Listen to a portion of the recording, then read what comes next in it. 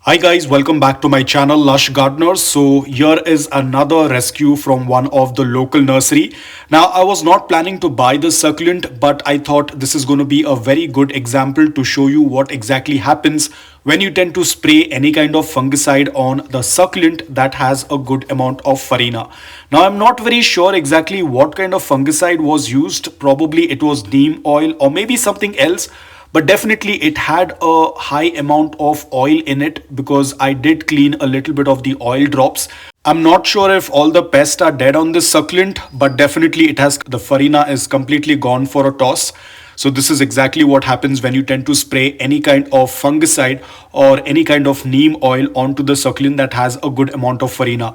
As you can see, I do see something on the crown area. I am not sure if that is alive or that is dead, but it kind of looks like it has dried out. So probably it has kind of killed off those pests, but at the same time it has damaged the farina on the succulent. Now I will be doing a little bit of cleaning on the crown area. For that I have these makeup brushes. I'm not very sure what exactly are these called, but I found the bristles to be very soft, so I thought I will use them. You can see it's very flat, and these can easily clean up the crevices of the succulent, because we all know how compact succulents are. But always remember, brushes cannot be used on succulents that have farina. You will get to know in a later part of the video. But any which ways, because already the farina has been disturbed, so I will try to clean up whatever is left behind. I'm not very sure. Probably it looks like it's some kind of cobweb or probably the eggs of mealybugs. They definitely look like they are completely dried out. Like when I'm cleaning it, I can feel that it's completely dried out. But again, this is not the solution to spray and damage the succulent. Of course, we want to get rid of all the mealybugs, but not at the cost of damaging the beauty of the succulent, which in this case, the succulent has completely lost that beautiful farina and the beautiful beauty. But it's okay, nothing much can be done. All we can do is just wait for the new growth to show up, and the new growth is definitely going to have farina, even though the older leaves have lost the farina. Unfortunately, what's gone is gone. It's not going to come back. But if the succulent had a good amount of farina, it could have tolerated a lot of direct sunlight, even a little extra sunlight. But now that all of the farina is disturbed, there is a high chance it can get burnt. You can also see there is a little burn on the tip, probably because of that fungicide. I'm not very sure. Now guys, as I said, do not use a brush on a succulent that has a very heavy farina.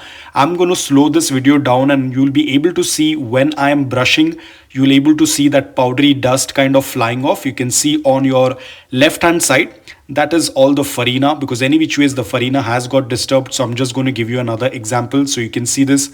That dust that is flying off, that is not actually dust, but it is farina, which can easily come off even with the brush. But let's say that there is some soil particle that has got stuck in between the leaves, or let's say that while repotting you dropped some soil in or on the crown area.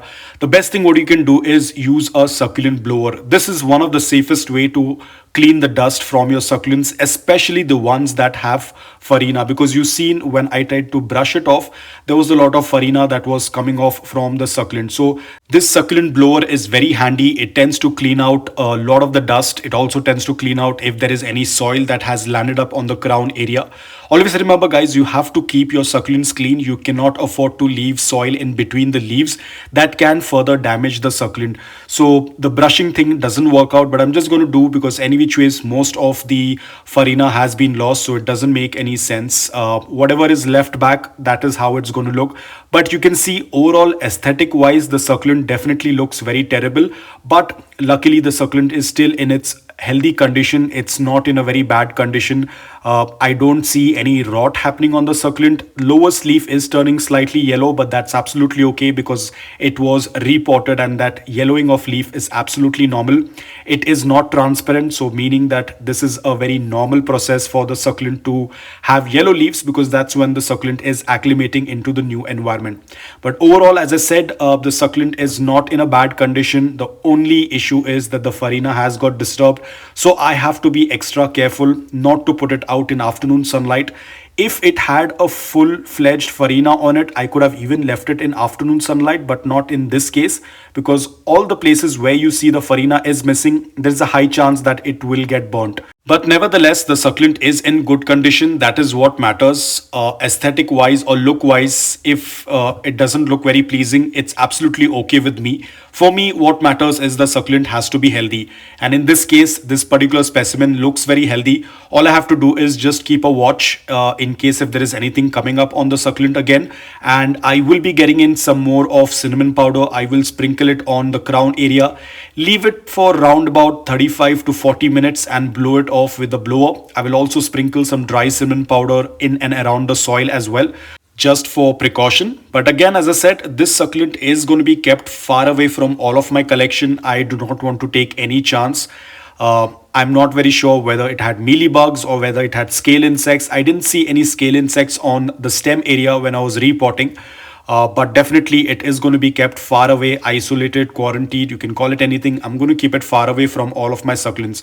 So guys, if you have an issue like this, if you have purchased a succulent that does not look very healthy, you feel that there could be some kind of pest issues, then keep that succulent far away from your existing collection, because you never know what can go wrong.